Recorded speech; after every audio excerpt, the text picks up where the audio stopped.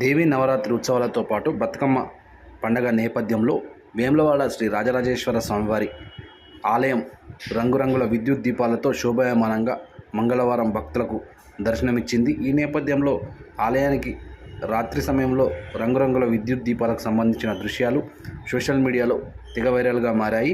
భక్తులు ఇప్పటికే చాలా వరకు తమ ప్రాంతాలకు దసరా బతుకమ్మ నేపథ్యంలో చేరుకున్నారు.